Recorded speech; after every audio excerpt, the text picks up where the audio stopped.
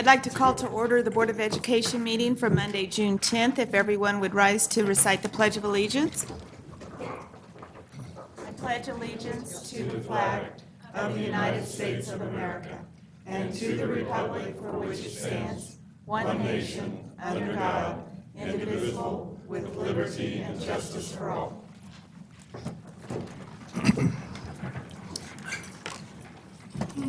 All right, good evening, everybody.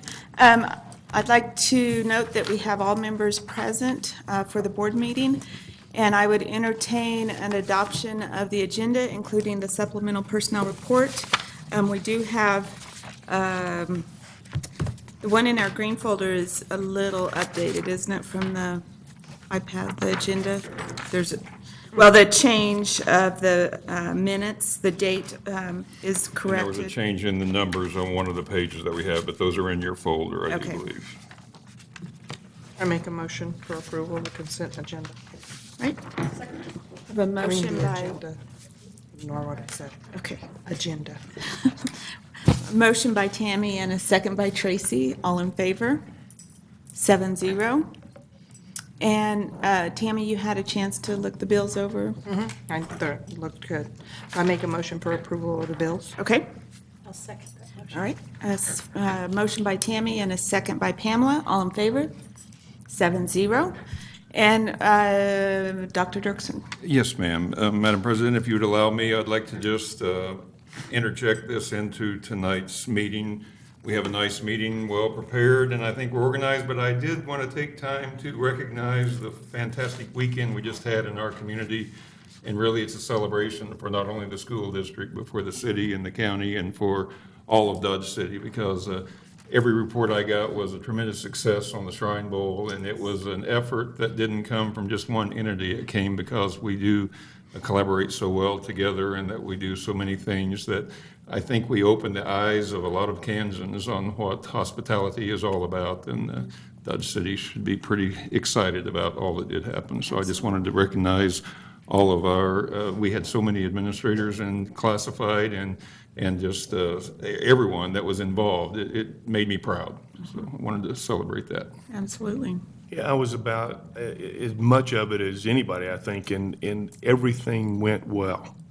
Everything, I mean, the United Wireless Arena, what they did with the banquet was amazing. It fed 1,000 people in about 20 minutes, and the food was phenomenal, and it was just a phenomenal weekend. And as my daddy used to say, you did yourself proud. And, from the logistics of travel to all the little things that they just asked for, and we were able to come up with or provide for, whatever. So definitely wanted you to know that we have a lot to be thankful for and proud of. So. Absolutely. Yes. All right. We do have a special presentation from Sunflower Bank for the ABCs for Schools program. We've got, is it Chanda? Shanda? Okay, Shanda Schulte, Senior Manager, and Josie Shearer, Branch Manager. So if you... Okay, I think they were going to go to the podium and say a few things, and then they're going to come up front for a photo opportunity with the board president. All right. Very grateful to have them as partners and appreciate the contribution they're making. So.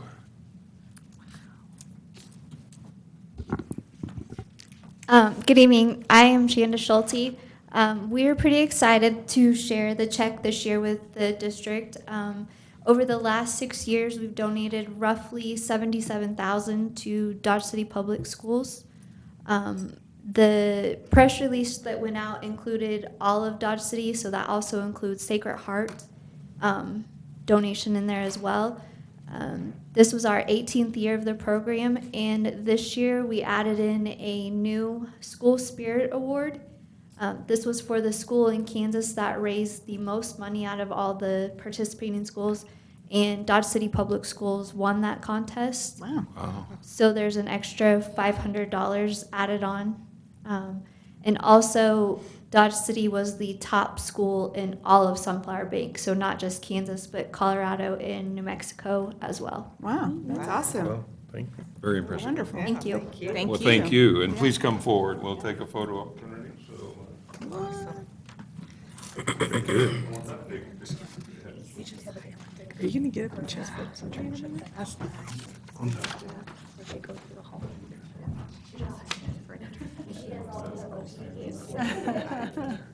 Kid, guy, whatever you want to call him.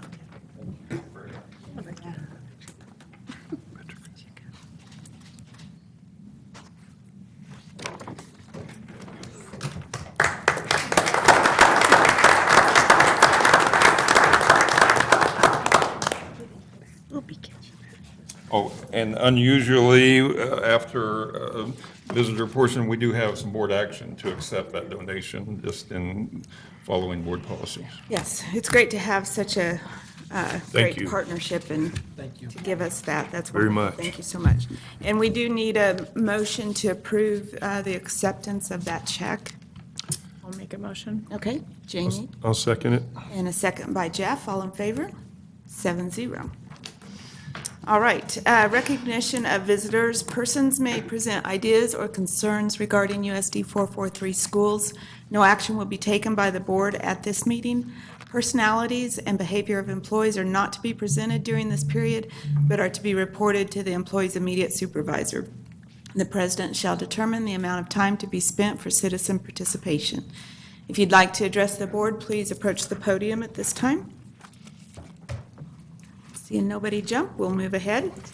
Next up, we have the consent agenda. On that, we have the approval of personnel, including the supplemental personnel report, approval of minutes from our May 13th, 2019 Board of Education meeting, approval of donation to the Dodge City High School Skills USA Club from the American Legion Auxiliary Unit number 47, from Trish Martinez, Kent Colbeck, Greer Plumbing, and Greer Family Farms. We have approval of donation to Comanche Middle School Buddy Group from Winans Oil, approval of donation to the Transportation Department from the Delwyn Everhart Memorial, approval of Breakfast After the Bell Grant Opportunity Grant Award for Lynn, approval of KSDE Teacher Mentoring Grant, approval of Head Start Early Head Start Grant Award Bright Beginnings, approval of National Park Foundation Open Outdoors Program Fort Larned Grant Award for USD 443 4th grade, Migrant Summer Services Grant Award, 2019-2020 K-5 District Elementary Student Common Handbook revisions, approval of renewal of licensing agreement for Odyssey Ware software, approval of Skyward annual maintenance fees, school fundraising request for 2019 and 2020, and overnight student trip request for 2019-2020, and finally, the approval of the radio broadcast agreement for official status as the radio voice of Red Demon Athletics. Anybody have any questions on that? I do want to confirm, Jackie, on the fundraising requests and the overnight trips, we do have all of those on there. Okay, great. If they're not, it's not happening. Great.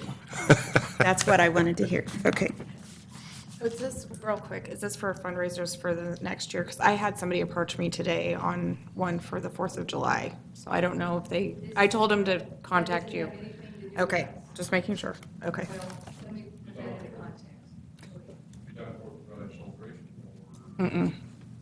A fireworks stand that was going to donate a percentage of proceeds if they had like the band work it.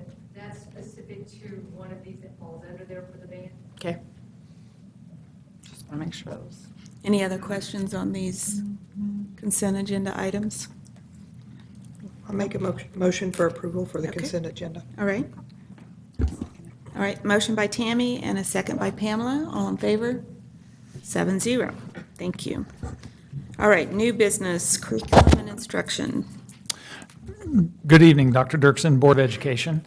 The first item that I'm presenting to you is an informational item, and what you'll see beginning on page 96 of your board packet will be the consideration sheet. So what I want to kind of give you an overview, throughout the year, our teachers who have participated in instructional coaching cycles, that means they're working one-on-one with our instructional coaching from planning to implementation of lessons and lesson design to post implementation follow-up, and then the goal is that the cycle is repeated.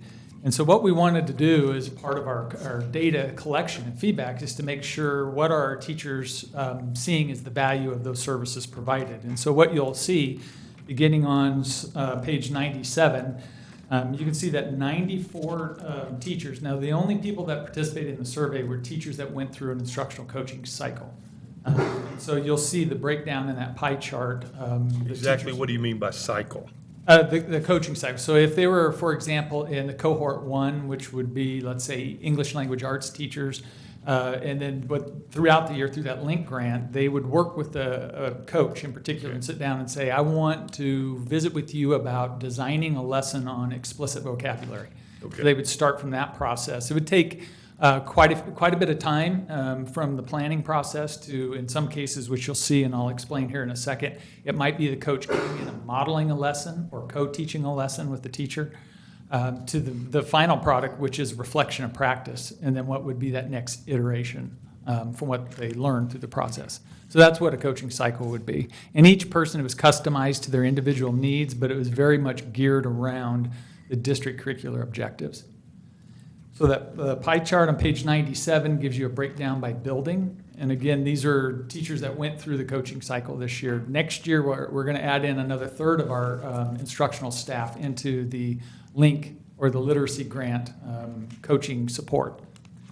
So the buildings that have nothing, does that mean there's no coaching that goes on? There's nobody? No, so if they, let's see here. No, there should have been, because the pie percentage just would have been, for some reason, the number didn't show up on there. If there's Okay. a wedge in there, there was coaching. Okay. I apologize for that. That's all right, thank you. On page 98 is the first slide, and what I want to do is explain, it doesn't have the values at the bottom, but we want a Likert, it's a Likert scale, so you're reading left to right. 5 is where we want to be. 1 is just, 1 is neutral, so if somebody answered 1, it's a neutral. 2 is pre-initiating, meaning they're just starting to be aware of what is expected in the instructional coaching cycle or the content. A 3 represents somebody who's initiating, and they're just starting the process, and 4 is implementing, so they're in the thick of putting the practices into motion. 5 is developing, and 6 is sustaining. So as we go through, we want them to trend more towards the upper end of that scale. The first one, and I know you can see here, really shows that 85% of the respondents favored from implementing to sustaining, that working with the instructional coach in the classroom helped them understand their teaching practice. If we go back and we think about the function and the purpose of the instructional coaches, is to be that additional on-site support to help our teachers improve their trade as far as instruction. And we know through research that the quality of our teachers' instructional practice has one of the highest indicators on our student outcome and success. You look on page 98, it talks about confidence. So you'll see throughout this deck, or these slides, that not only is it improving the trade, but one of the things that came out of the audit and that our instructional coaches are very much focused on is building that trusting relationship and that collaboration with our teachers. So they see that as a value that's non-threatening, they're non-administrative, they're there to help our teachers improve their craft. So in that slide, as far as more confident in their ability, their teaching ability, you can see 81.9% trended in the top 3 categories. The next slide on page 100. This is the one where, the numbers are high. Almost 80% are at those top 3, but that's obviously the area that we're going to continue to focus on with. Will we continue this practice in the absence of a coach? That doesn't mean the coaches won't come back and help them, but it's the sustainability of that practice and that repetition. So while we're happy with this baseline, and all this is baseline data, we'll collect this data every year and use it as our marker for what our efforts and attempts will be the following year. But that's definitely one that's high on the list, is that everything we're doing is repeatable. On page 101, it talks about my instructional coach and I are equal partners. That one, as we designed that question, probably needed to be reworded because we don't know for sure how people might have interpreted that. But the essence of what we were seeking through our practice and our conversation throughout the year is our instructional coaches are teachers that are not teaching students, but they're helping adults in their learning process. So they're equal in that sense as far as their function. Their audience is just different. So they're not administrative. We're very protective about that. The principals have done a great job about not crossing over that line and using instructional coaches in any form of evaluation or feedback in that sense as an individual person's in their performance. So we're happy with those results, but I think we may tweak that question in the future to make sure it's clearly understood. Page 102, it talks about my instructional coach listens to me. You can see that trended pretty high, particularly that top category. And then my instructional coach respects me on 103. You can see that trend continue. And on page 104 was what are those top areas as reported by the teachers that they felt like they found the coaching cycle to be beneficial. And you can see where number one is watching my instructional coach present. That's that modeling. It's like what we do in the classroom when we have peer-to-peer modeling and when they're working in groups. Number two is clarifying the teaching practice. That has been a focus all year and for the district, but also in particular the academic service and administrative support departments in the district is making sure that we have clarity in our goals and we have clarity in our practice. And so we know that the coaches are one piece of that overall approach to that goal. The third area was co-planning lessons. I mean, a lot of times while we're in a very labor-intensive industry, sometimes we find ourselves in isolation. You know, we shut that door, we have the kids. It's very helpful to be able to have somebody there that can help observe and provide immediate feedback in our practice. And so that was the third area that they found to be beneficial. Fourth is identifying the target. And I circled that one because I would say, just like sustainability, identifying target is an area that we really focused on this year. It's going to become much more clear next year as we are obviously have been working on aligning what our curriculum is by scope and sequence, by content, but also grade level. So a lot of that has to do with our teachers, have been asking for and need a more consistent clarity, whether or not you're a first grade teacher at Ross or a first grade teacher at Sewell. You should have a pretty clear understanding that there's consistency in what first grade English language arts looks like. And so that target area, we've really been honing in on having consistent targets across the district. And then the fifth one was having the instructional coach watch me. We did purchase video technology to tape our teachers, and it was totally voluntary by the use of technology called Swivel. We found that to be a very good way. We're seeing teachers really increase the use of that. So they can tape themselves, and then they can sit down with a coach or a colleague or on their own and then reflect on their own practice. So it gives them a chance to almost look in a mirror, so to speak, which gives them a lot of times when they do that, they're seeing particular nuances and tendencies to use certain words, but we've gotten past that with a lot of them to really look at, are those kids engaged? Are there strategies, techniques where we didn't engage all the kids most of the time? And so those are all ways that we're increasing that opportunity to have reflection. So as I mentioned, it's very important for us as instructional coaches to make sure that as we have framed the purpose of an instructional coach, that we're delivering to our key customers, which are our teachers. I'm very happy with the data, and it is our benchmark data, and we'll use this every year to kind of make sure we're monitoring our growth. So this was an informational item. I just want to make sure I brought it to you as a board. Any questions you might have over instructional coaches or this feedback survey? So for those that kind of fell within that 1 to 3, is there follow-up with those? Yes. Oh, okay. Individuals on why they rated the way they did? Yep, there is. What do you consider your biggest opportunity for improvement? I mean, the data's good, and I really appreciate it, but what's really next as far as training your instructional coaches and the younger teachers? And I'll talk a little bit when we get into this next topic for Link. As we started the year with our coaches, we defined our model as the year started. And so we really kind of built this thing, kind of, think about building that airplane in the air a little bit. That was kind of what we did at the beginning in the fall.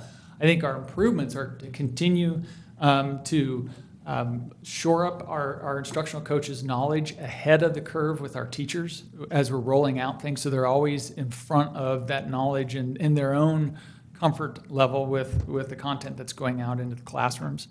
I think we also need to focus on instructional strategies as opposed to specific content information, because we only have so many coaches, but effective instructional strategy crosses any content. It could be a specials or electives teacher. Right.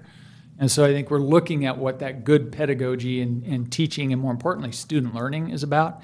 And I would say our number one opportunity for coaches and everybody in the district is that everything we're doing can be linked back to student outcomes, that we're increasing student outcomes. Even though we might be 2 or 3 steps removed from that direct link, our coaches are really working with our teachers on how what they do ties in with our students' performance and outcomes. Right. And if I may, more importantly, in my opinion, to the board, there are many nuances, and it's going to change as we dig into our language arts and as we add math. But I thought it was important that you see that we now have a framework and we have a structure.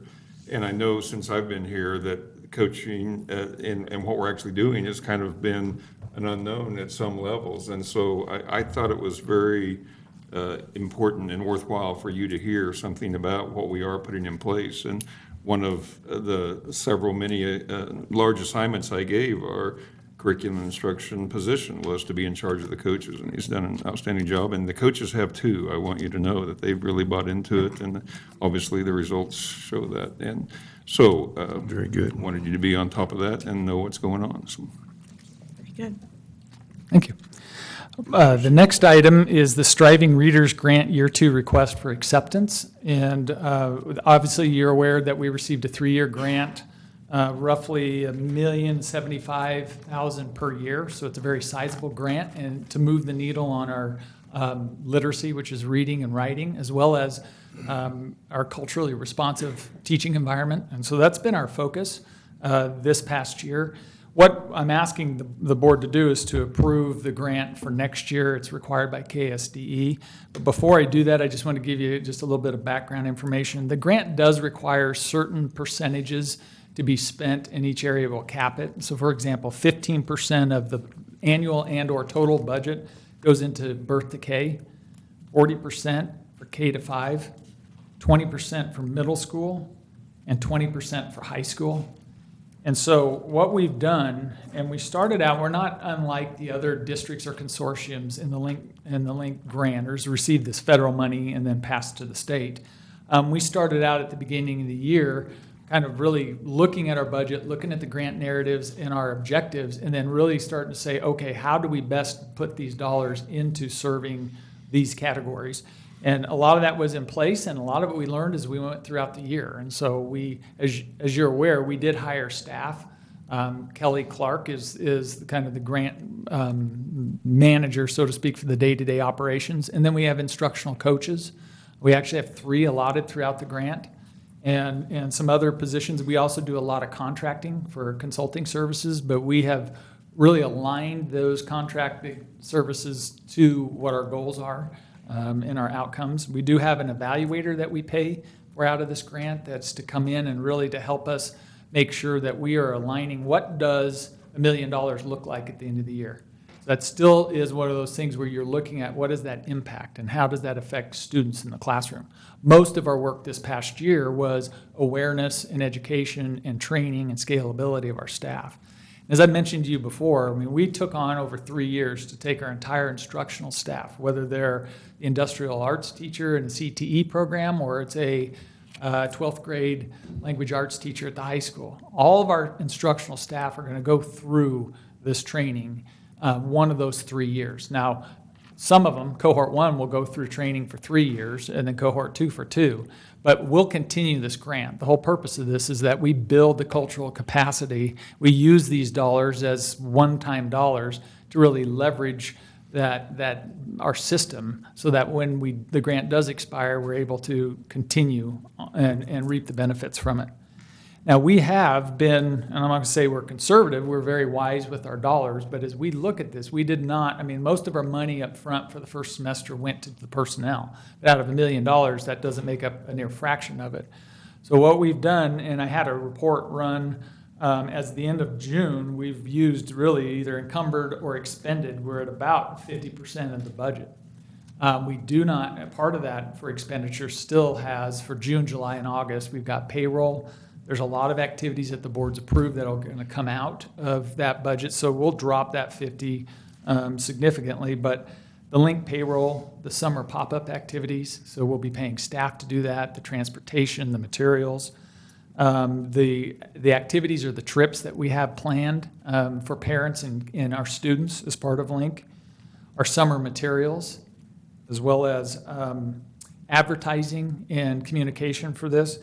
And then one thing we did find out, and I want to be very careful about this as well, but I think it's an opportunity. We did receive acknowledgement from KSDE that we can utilize some of the LINK funds for some material purchases, whether that be ELA, but we want to be very specific that if we do that, it's either going to be, it's going to be targeted to our grant goals. So it could be culturally responsive supplemental materials. It could be tier 2, which would be supportive materials for writing or reading.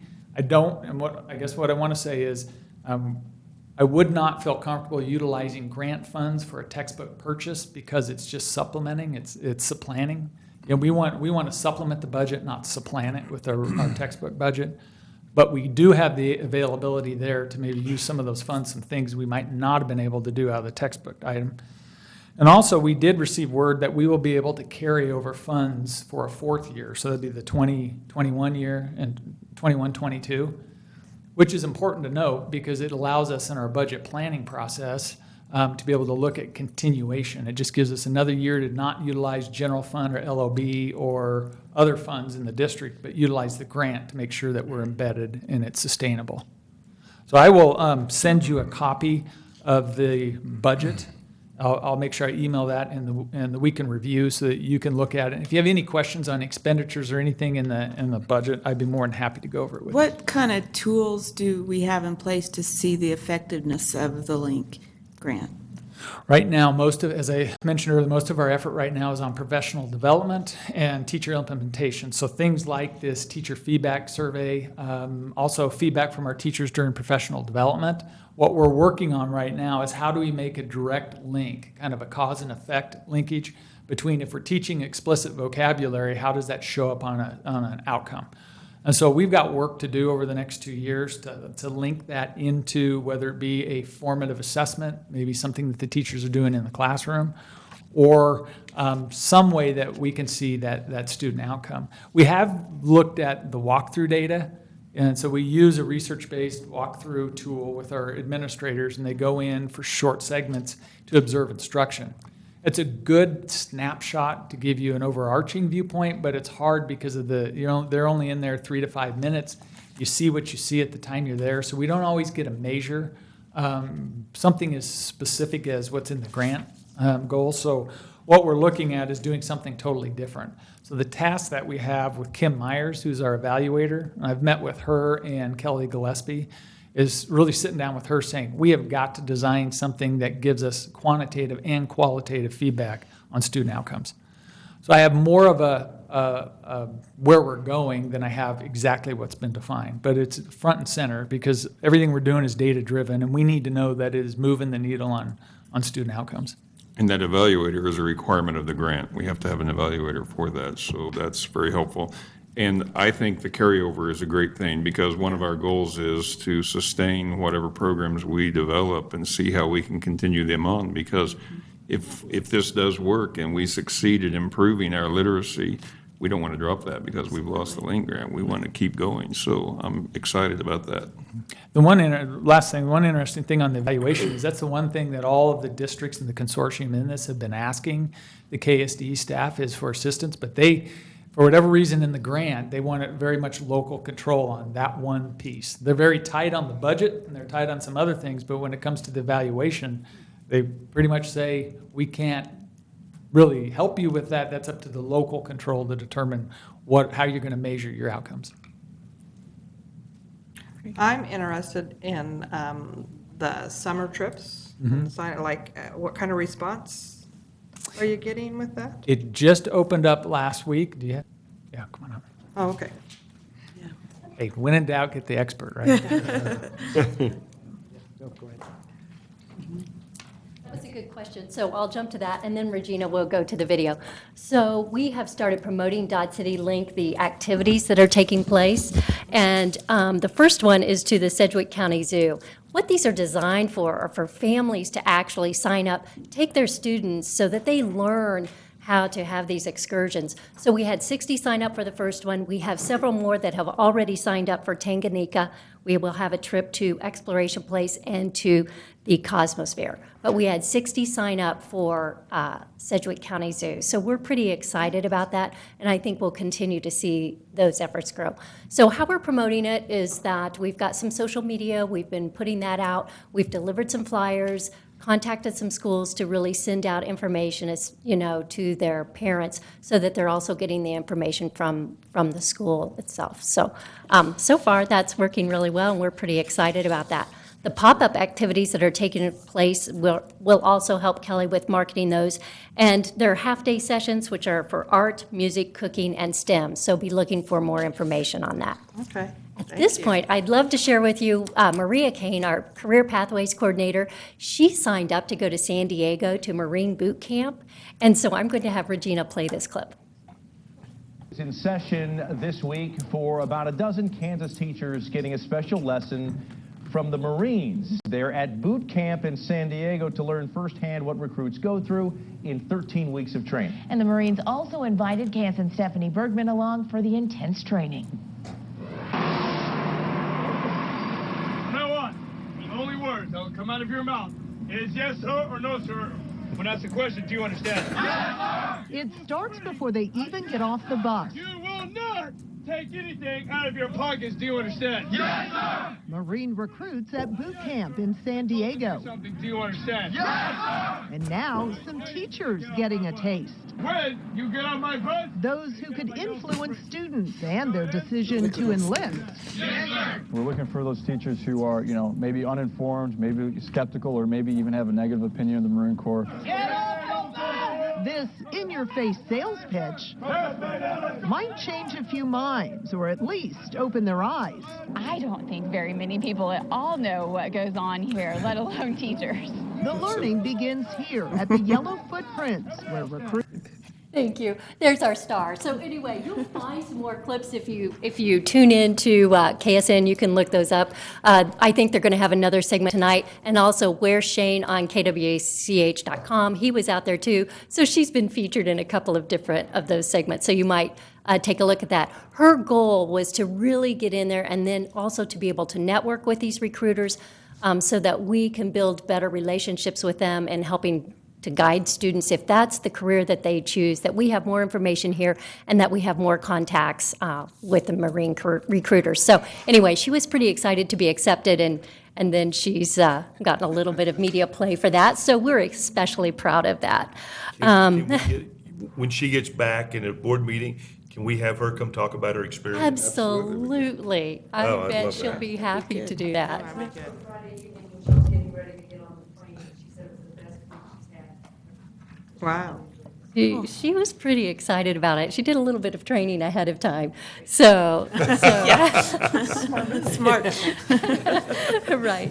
Awesome. Right. And you might notice we're getting a little bit of bump with the Hawaiian Thursday, Aloha Hawaiian shirt promotion. We're having a good time with our administrators and all staff. We invite them to come and get a picture at 12:05, and we jump around the city getting those photo opportunities. We'll be at Eisenhower Park, so you can consider that your formal invitation to join us. And You're welcome, just wear your colorful shirt. Eisenhower Park. we're having a pretty good time with that. I did speak with you a little bit about what's happening with Dodge City Link, but I'd like to wrap up with our parent-to-teacher program. We've done a lot of promotion with that, social media. I've done a little bit of print with that, also radio, and we're getting really good responses for that. There's a lunch and learn that's going to be held this upcoming in the next few days, where people can also come in and get more information about it, but we're continuing to see a lot of interest in that program. We'll be taking that to the business fair, or actually to the Dodge City Economic Development Business Fair that they're going to have on June 26th. We'll be promoting it there. We'll also be saying thank you to the community for their help with our bond project and what the new construction means for us moving forward. Any questions? Okay. Thanks, Carrie. Thank you. You bet. Yeah, thank you. We do need to, just a second, we need to back up and do the approval of the LINK grant for year 2. Thank you. I'm glad you caught that. Make a motion. All right. Second. Motion by Tracy and a second by Ryan. All in favor? 7-0. Okay.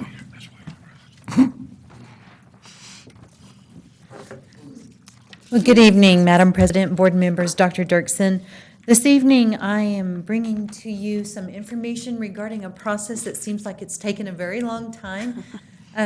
Over a year ago, you asked the insurance committee to do a deep dive into the district's health insurance and the different benefits and the cost of our insurance program and everything from how the forfeitures work. And so really, this is a culmination of that process.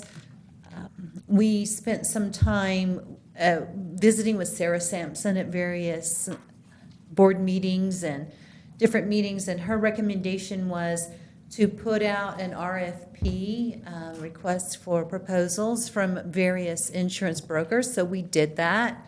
We put out 5, and we received responses back from all 5. We narrowed it down through the process of the committee looking through a matrix or a rubric, if you will, to determine which ones we wanted to interview. So we did 2 formal interviews, presentations where they came in and talked about the things that they could do for us, different cost structures for those services.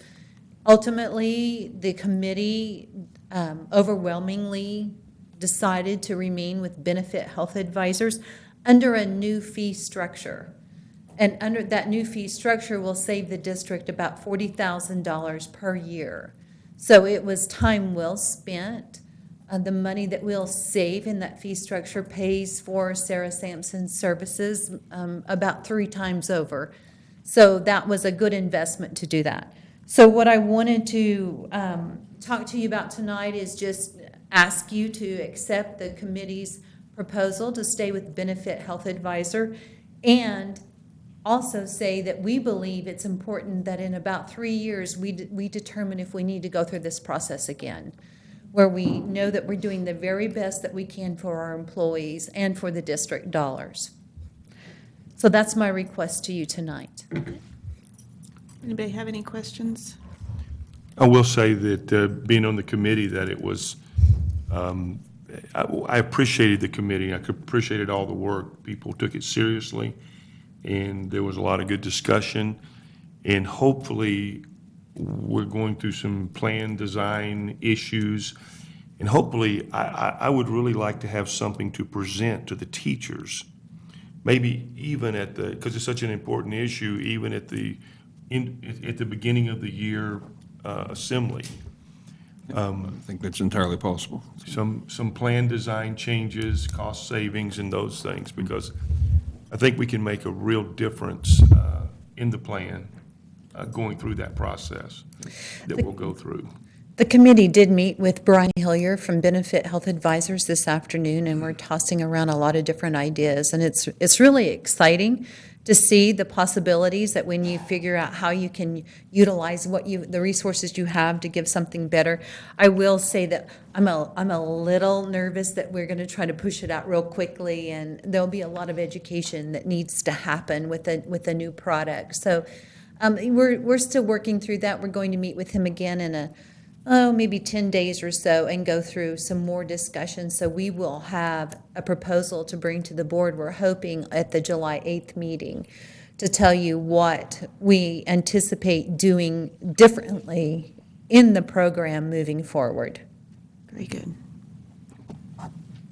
Okay, I have a motion for approval. I'll second. Motion by Tammy, second by Pamela. All in favor? 7-0. Thank you very much. Thank you. All right, next up, business services. Okay, and this next item, like several items ahead, I have several people that are helping as support and backup for this. So Kathy is here, and so she'll help make sure I am correct on this, but every year, school districts are required to conduct the paid lunch equity tool. That's a requirement from the State Department because you're dealing with a federal program with child nutrition, and there are certain requirements. Because the federal government does subsidize every meal, and they want to know that school districts are not abusing the nutrition account and the nutrition system, and that good faith effort is put forward towards providing those meals from the district itself. So we're required to measure through this tool how many dollars we're investing in the program and what our, basically what our balance is when we go through that. The bottom line is there's two ways to address this if a need comes up. One is you raise lunch prices. The other is you take money from your general fund and you subsidize the program. We happen to be in a position this year where our balance was on the positive side, so technically we would not have to increase the prices. However, if you do the measurement, there is a recommendation that we raise the price a nickel, and if we do not raise that a nickel, next year it may have to be a dime or more. So you either keep moving toward that target or you're going to get caught at some point and then have to raise it a lot. And so the bottom line is the recommendation is that we do raise the meal prices 5 cents. Free students still receive free meals. Reduced meal prices remain the same. The only ones that are affected are the people that have to pay for the full price. And we understand that, and we're sensitive to that. But you're still raising that lunch to a price that is below $3 per meal, minus the adult meal. You don't even get a free prize for $3 at McDonald's, but a hot apple pie and fries always made me smile. I didn't need it for it, but that's a whole other story. But anyway, what did I leave out, Kathy, that I need to explain on that? Okay. What's our free and reduced at right now, about 80%? I know that exactly. I think we're like at 82%. 82%. Yep, I believe we're 82%. And I think I've quoted you on this before. We're the third highest free and reduced percentage in the state. We've teetered between 1 and 2, and this year we were 3, so I don't know what that means exactly, but I do know that's pretty accurate number. So, okay. I would ask that you approve the recommendation in the consideration sheet as presented for the pricing for proposed meal prices 1920 school year. I would make that motion. Second. Okay. We have a motion by Jeff and a second by Ryan. All in favor? 7-0. All right. Next item, and I do want to commend Mr. Hammond. I do think he tidied up several things as he announced his retirement and took care of some of these items. We've been talking about this a long time, and this is our reimbursement rate for meals. And there is a federal guideline for per diems, which is what the recommendation ultimately comes down to. And it helps make the process easier. There is a scale based upon how long you're gone or when you leave, how many meals will be provided. There are provisions in here that if the meal is provided at the conference, then the per diem does not cover an additional meal for that. You have to follow that guideline. So it's, in my opinion, it's just more reasonable because the numbers we were working with on the other meals never covered adequately, in my opinion, and so those things have to change, much like we talked about every 3 years looking at things. I think we need to look at that from time to time. So also, there are sample drafts of what the board policy changes would look like so that as the board approves this, if they do, it would include the board policies that would back that up. So I don't believe I talked to anyone but Bill about this, so I think I'm the one you're going to lean on if you have any questions. So go ahead. You might get off easy. Okay, So it's 40 for both in-state and out-of-state travels. Am I reading that right? that's the way I read it too. Right. Is there going to be any scalability if they go to a? I'm sorry? high- Is there any scalability, like if they go to an area where the meals are much higher, or are you just going to stick with one? Anybody know if that's in the policy or not? I think it is as it is, so I don't think I read that for the, yeah. Flat, that's what I read too. So is it, like if I don't eat breakfast and lunch, can I put the 40 towards the dinner, or is it actually broken out to where you have I to believe it does split work that way. It's $40 that day, so. That day, okay. Yep, tell your wife we can't eat breakfast, we're saving it for something. We're gonna have a fine meal, dear. Breakfast downstairs. Yeah, continental breakfast, downstairs. absolutely, yeah. Have 2 bananas. Well, it says here $40 or maximum allowed for meals if less than 3. Oh, okay, I didn't see that. Okay. So that reads a little different. Well, the way I read that is if you leave in the afternoon, and you only qualify for 2, and you were gone for lunch and dinner, then it would be the $31 rate. Okay. That's the way I read that. I'll go with that. I make a motion for approval. Motion by Tammy, second by Tracy. All in favor? 7-0. Next item is a purchase for a dishwasher that has long been needing replaced, and there were 4 bids taken. They were all very close, and I believe the recommendation is for the low bid of Sunflower Restaurant Supply for $40,000, $496, I'm sorry, total for a dishwasher and booster heater, coming from the nutrition budget. Make a motion. Okay. Second.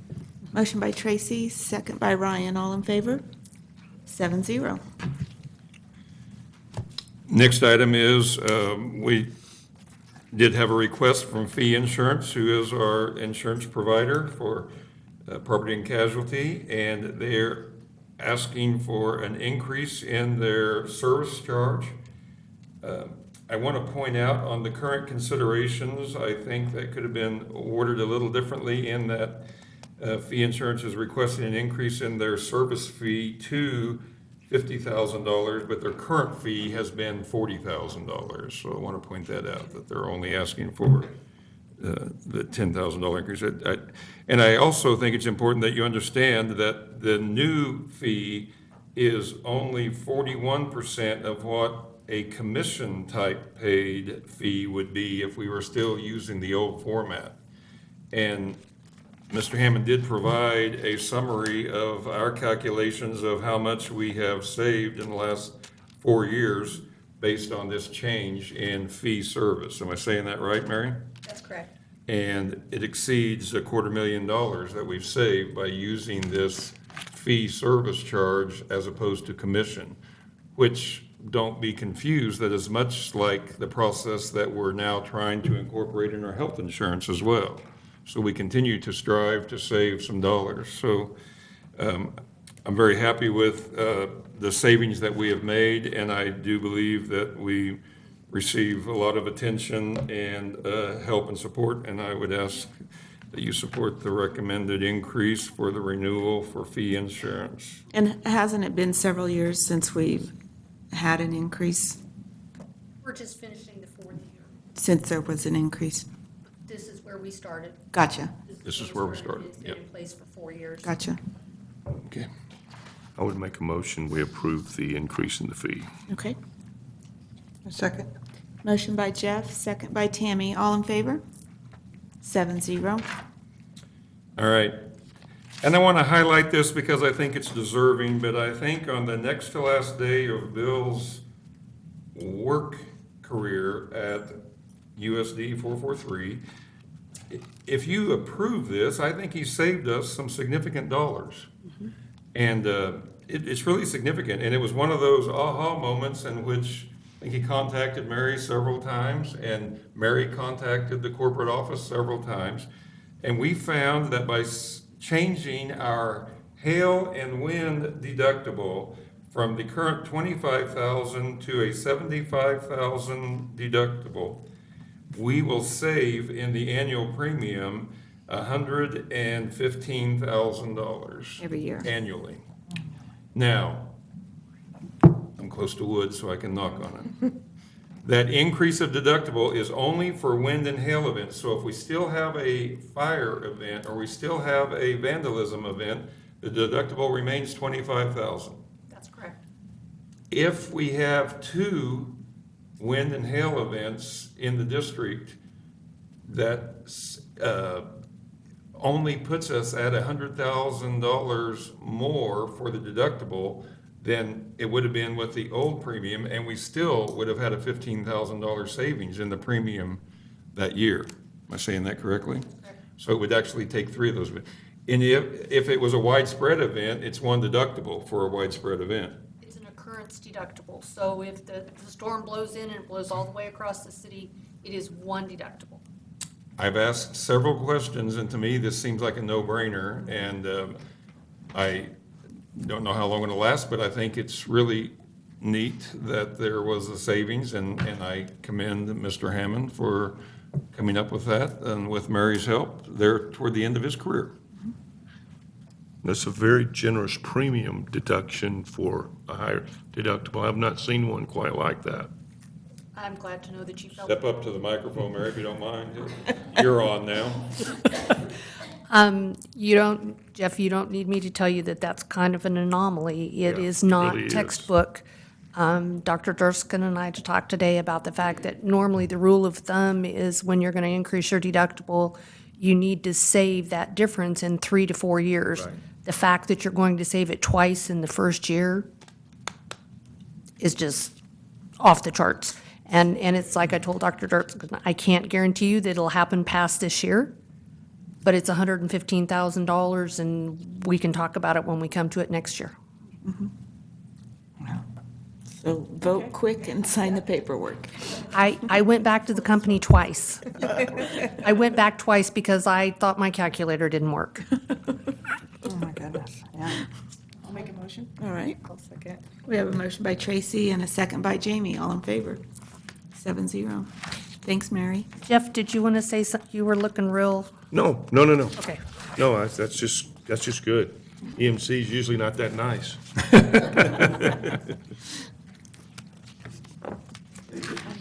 Okay. Next item has to do with the additional costs for our administration office. This is something we've been talking about for several months, and we actually have some not-to-exceed pricing that we're bringing to the board. I also have my friends from GMLV and Hutton who are going to help me tonight, I hope, as I look out for the crowd. But I want to work through this. There are many considerations that are included in this, and I'll walk through it, ask questions along the way. The additional parking lot to the north, I hope you've taken time to see, first of all, the progress that we're making on that building. It's looking fantastic, and there's a lot of good things, and up from the ground, and dealing with the moisture and all of that, and it's still coming together quite nicely, and it looks very fantastic, if I may say so. Do take time to drive in the parking lot, though, and see how incredibly deteriorating it is becoming. So, did you bring a sample, Chris? You forgot, okay. Because we are amazed at how thin the parking lot actually is, but yet how permanent it has been. Because as far as the experts can tell, it's the only parking lot they've ever had, unless it was tore out before and put back in. But it was only like 2.5 or 3 inches thick. 3 inches of thick. Something like that. Wow.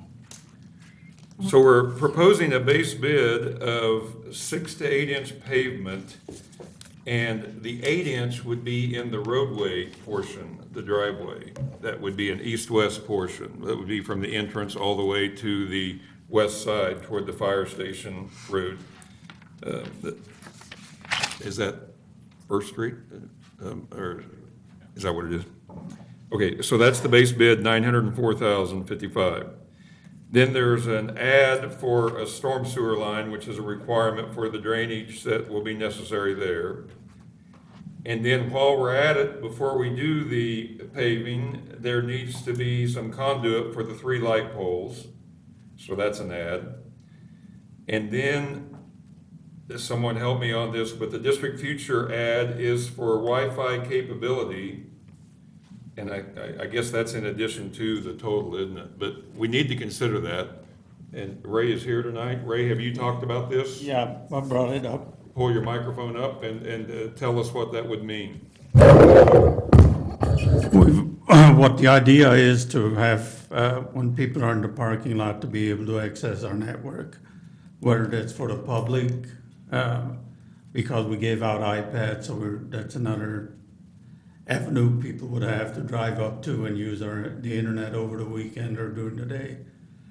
And it's supposed to be, I don't know where we are. How many are we gonna put up there? 4, 3? And they're supposed to be high capacity. That's the idea behind it.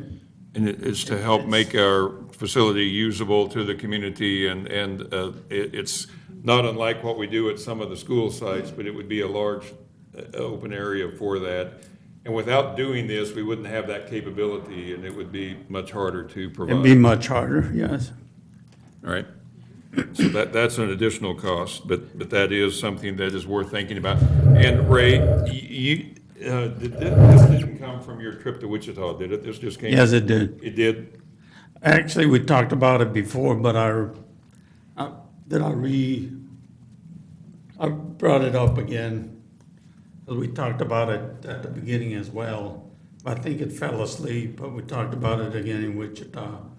It just makes a lot of sense because from the time before we talked about it to now, we started giving out a bunch of iPads to kids. And that's why I thought I'd just mention it again. Would that be our guest Wi-Fi? No, we just do full-fledged. We don't. Would it need a password? But it would be available. They need our password, yes. Pardon? It'll automatically connect, just like if you pull up to the. Gotcha. Yeah. You would have to be school connected to have that, though, correct? That's what I wanted to know. Yeah. Okay. I mean, Well, we allow the community, if the kids take their iPad home or teachers, we don't care if they have our access password. It's controlled, it's filtered legally, and we've never hidden it since I've been here. so if our friends from Garden City are shopping in Dodge, can they pull in the parking lot and access the Wi-Fi? No, without the password, no. There you go. That's what we're doing. But our But it could be used our with- iPads automatically sync.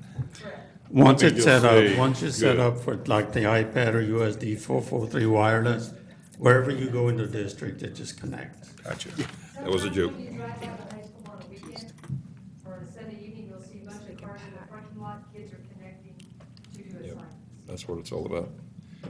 Because they can come into the parking lot and they can connect directly to what they need to access at the school that they can't access at home. Gotcha. And without doing this now, we won't have as much accessibility. So that's really what we're talking about here, because there will still be some pieces that need to be put in place. Mhm. This is just providing the accessibility for that to happen. All right. Moving on, another important item, and I think this one needs to be seriously considered, is the alternate ad for 8-inch thick pavement throughout at $78,000. That's for the rest of the parking lot, to go from the 6-inch to where it's all 8-inch. And the reason I think that could be very important is I don't foresee the circus leaving anytime soon. I don't foresee the National Guard Armory will have vehicles pulling in and turning big circles or whatever for parking. I think the parking lot could definitely benefit from having a thicker base and being more solid, if you will. So I didn't think that seemed out of place there. Okay, the next one enters into a line that adding the sewer line for the city portion is going to be a cost, and there hasn't been complete communication and answers from both sides as to whether they will back it or not. The sewer line has to be completed. There's estimated city portion of the sewer line is still an unknown. There was talk early on, and it carried through for the development stage, of possibly at the end of the storm drainage for the sewer line, having, you might know, somebody might know what the procedure was called, where the firefighters would actually do some practice. Confined space practice. And so they talked about making that applicable for them in those situations. And so that was part of what this design was. We think, and I'm only speaking out of turn here, that there may be some backup from the city on providing for their portion of that. Okay? 41,000. Yeah, 41,000 on that part. But we don't know how much they would provide. If they'll be providing the whole or none at all, we don't know. That's correct. And I apologize for that, but the alternate ad for the district share of the National Guard portion, there would be a portion which would be from basically the driveway I've been talking about, north. And the National Guard thinks that they can receive a federally matched 75% of the project.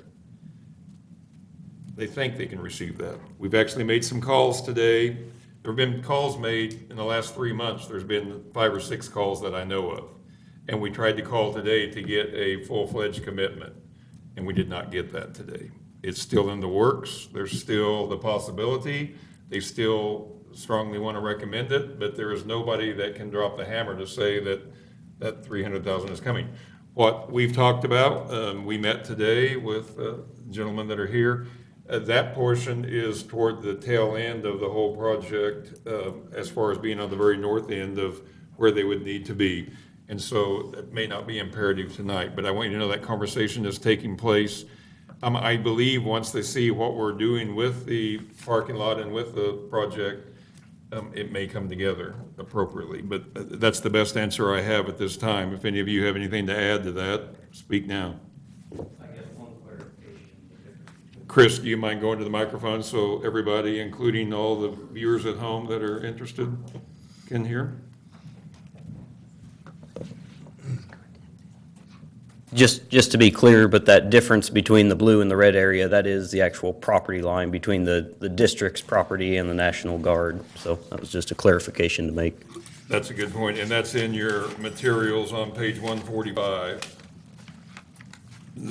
So if they don't, we wouldn't just stop the pavement right there, would we, or?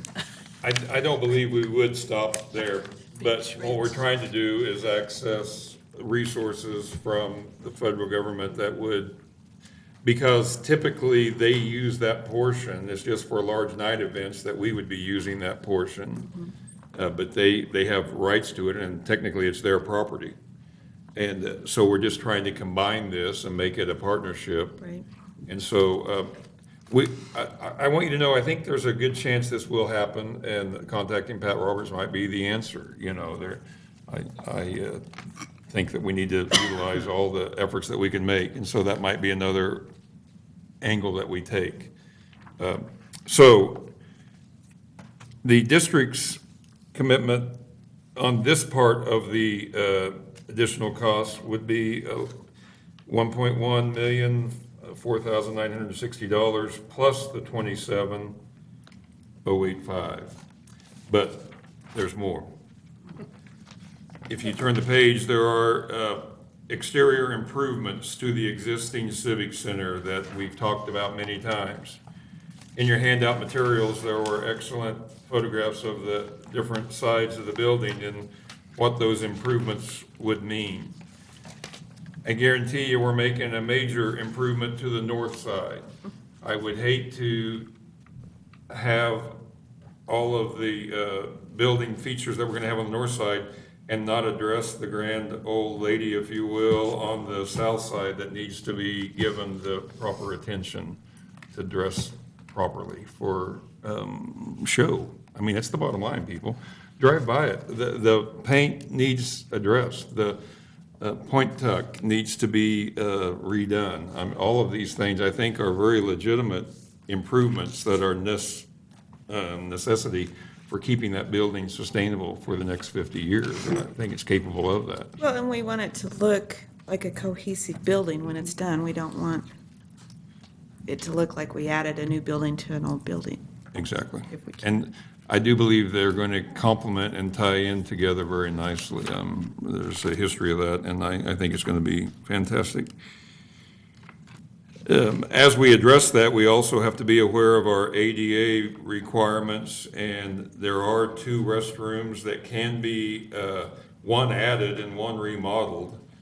And this price includes both, doesn't it? For the $134,000 to utilize the restroom facility. I'm sorry, go, you want? Well, this 134,000 plus, it says it will not bring the Civic Center into current code compliance with the ADA. Even after spending that, we're still not going to be. That's because we have restrooms that go down into the locker room area that we cannot address. Am I accurate on that? Yes.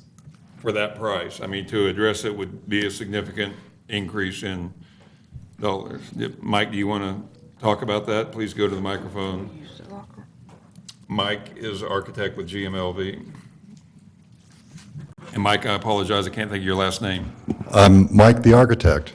Mike the architect. I was pretty darn close. Sywert is my last name, so thus. The code says you have to use 20% to upgrade ADA. So we're meeting that with the restroom improvements on this. You could do lots more for the Civic Center, but we're not going to go there. Okay. As far as ADA. Can you describe briefly what the restroom improvements would amount to? Just making accessible restrooms, wheelchair accessible. In our mind's eye, where are you adding the restroom? Did you have those handouts? Was this the addition that was put in the folder? I think in your folder, there is a layout of what the restrooms do look like. So the locker rooms won't be ADA compliant, is that correct? No, but the restrooms off to the side will. Correct, Mike? True. What, can we do that? Can we redo a building and not meet all ADA Yeah, compliance? that's what he was just explaining. Yes, you could go as far as adding elevators, automatic door openers, all the hardware. You could go on forever trying to make this building in compliance with ADA. It's just not going to happen in a civic center of this age. So what typically happens is you do incremental improvements. If you have a total price of the improvements on the building, 20% of that should be spent on ADA improvements, and that meets the law, the code, to accommodate ADA. So in this case, bathrooms are just immensely used by, of course, everyone, and that's where the money goes. So we think we're being very prudent in applying these restroom improvements to the Civic Center. Okay. And then the exterior signage is not a part of the considerations that I'm aware of. It's a part of the considerations that Carrie Baker and I are working on. I do want visible signage on Comanche, and I do want a permanent, I don't know the terminology from an architect, but I would like a permanent sign in front of the building on the west side, much like we have on the west side, if not the same. I mean, it doesn't have to be fancy. In fact, I want you to know we are going to try to repurpose the sign that was there. And when we put the sign up with lighting, it will reflect USD 443, Dodge City Public Schools, rather than look like the city government sign, which it's been for years. But it will actually be the same shell, the same sign. So we are trying to utilize that to the best of our ability. And there was no joke in that, Jeff, so why are you laughing? I got a funny text from somebody in the audience that I won't point out. Oh, okay. Well, I thought it was something I said. No, I it wasn't. It wrong, was. so I felt bad. Anyway, that being said, and not conscientious at all about my hair and my eyes, I'm going to move on. Now we're all looking at the audience. And so it brings to this point where we have to have questioning. Some of this has been outlined as it's set up in the structure for capital outlay for the 1920 school year. I did have a phone conversation with Bill Hammond today. I did have a sit-down meeting with Molly Miller today.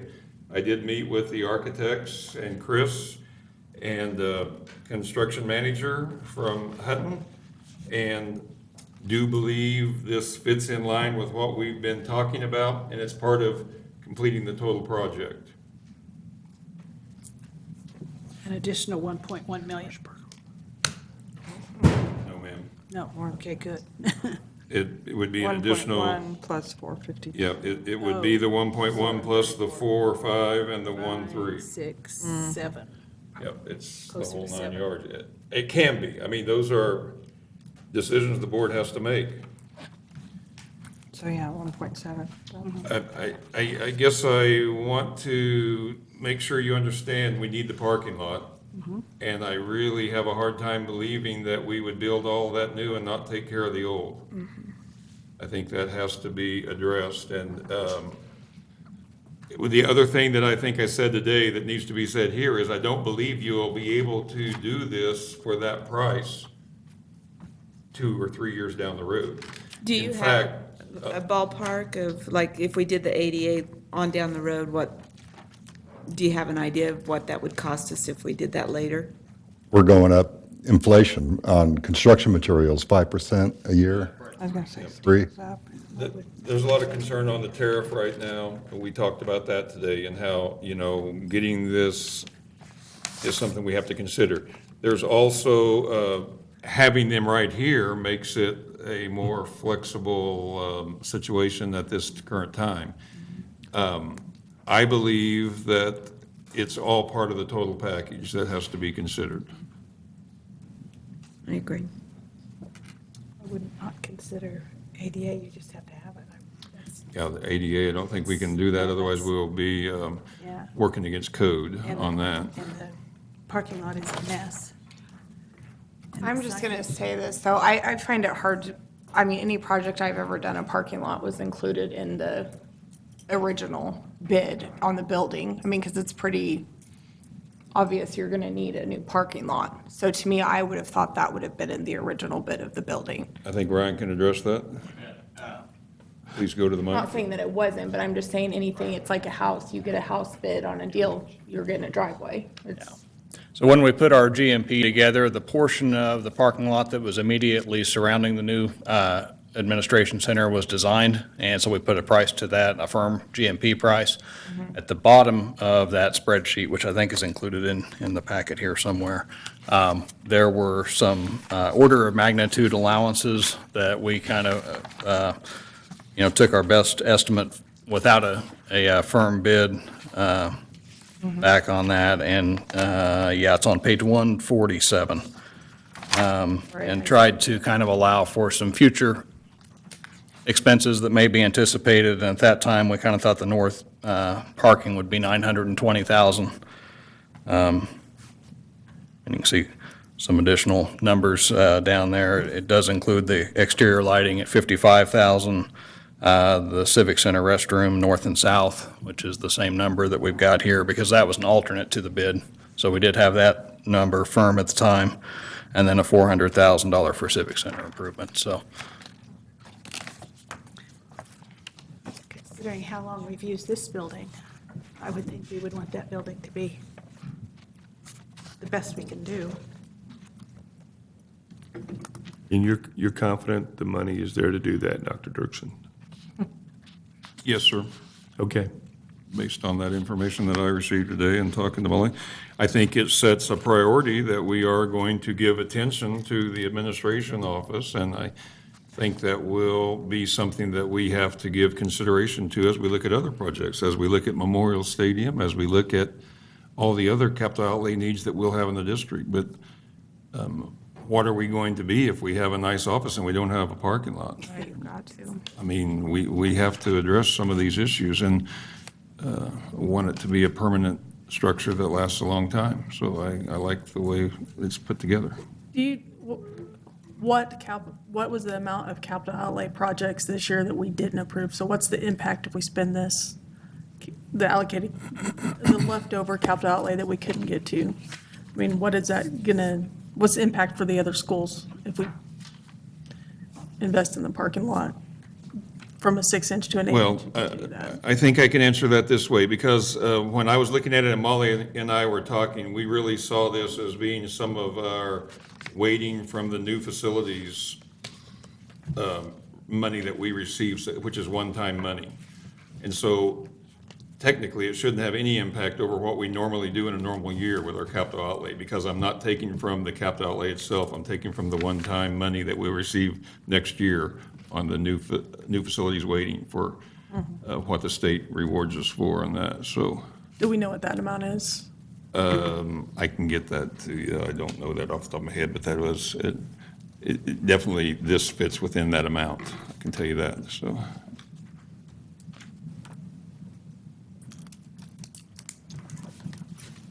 I actually may know what that is. If I find it while I'm here, I'll tell you.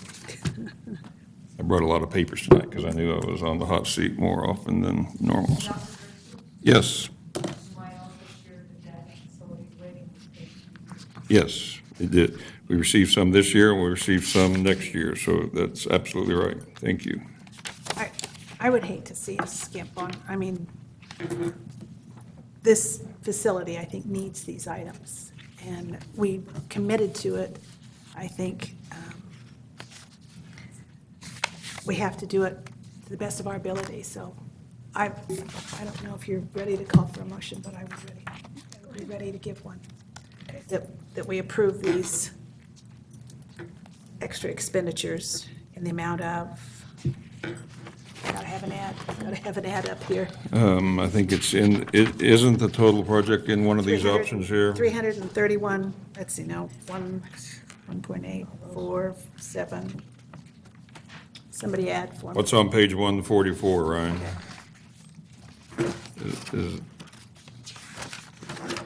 Is that it?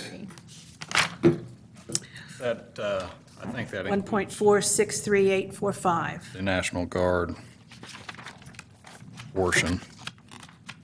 That includes the storm That's the sewer, National light Guard. poles, Wi-Fi. That doesn't, Yeah, that We're not has showing the the signage. 290,000. Yeah, that's not right. But it doesn't have the Civic Center improvements, so it would be,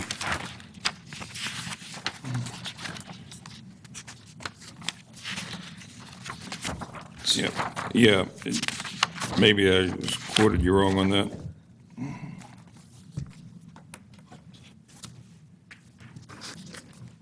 I've got a motion out there, so, in the amount of, You're talking the amount of the parking lot Put the amount. total, which is 1.1 something, plus the Civic Center, which is 452, and the restroom remodel, which is 134. correct. Is that right, Ryan? Are we, is your, Somebody give me a total. is your what I'm motion waiting for. including the 8-inch throughout or the 6 and 8? Well, the 8-inch would be the red. Yep, yeah. 8 That was, you're including the alternates is what you're including, so. Yes. 1,691,978 for the three. Okay, we've got a motion by Pamela. For the 1,100,000, okay, and then the 452,000 and the 134,000. The total's 1,691,978. Okay. On my calculator. We've got a motion. Does anybody want to make a second? Okay, second by Tammy. All And in we're favor? spending what, 1.6? 1.69, so Almost 1.7. 1.7. All in favor? got a different number on your calculator here. Did you have something else in there that, About 1.7. okay, Yeah. okay. So I think we're okay. Okay, all in favor? 1, 2, 3, 4, 5, 6, 7. Okay, 7-0. Thank you, gentlemen. I'll try to find that number. Yep, that's a record.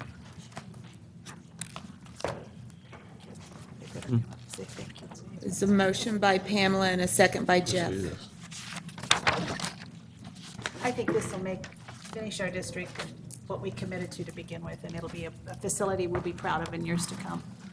No more change orders. All right, Dr. Dirksen next. All right, next conversation we have is, maybe Clayton can help me with this, but there's been conversation about the current administration building and what its future will hold.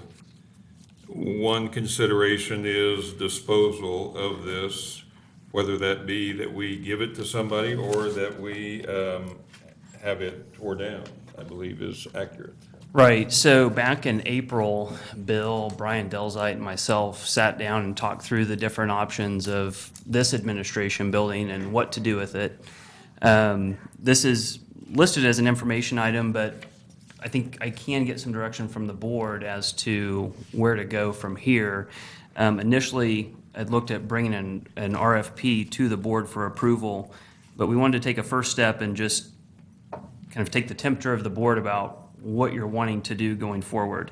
So I had sent a letter, I hope you all have it, it was back in May, that outlines a possible path of what to do with the building. And so this, again, is mainly based on Brian's advice and what the city had done with the current Boot Hill Distillery building. So the first step would be to issue an RFP, which would, this would be a very detailed process, talking about the condition of the building, not holding anything back from any potential buyer about what they would be looking at. We would request proof of finances so that we would know the purchaser actually could do something with the building as opposed to buying it and then it just sitting. We had talked about, and I don't know if it was in the letter, but having someone volunteering Chris Meyer to give tours of the building. And Brian's advice was for it to be extremely, I call them controlled tours, where they're almost signing an acknowledgement that they saw certain things, that they were told certain things along the tour. So again, nobody could come back and say they didn't know exactly what they were getting into. If anybody is left standing at the end of that process, they could actually put a bid in on the building to sell it to them.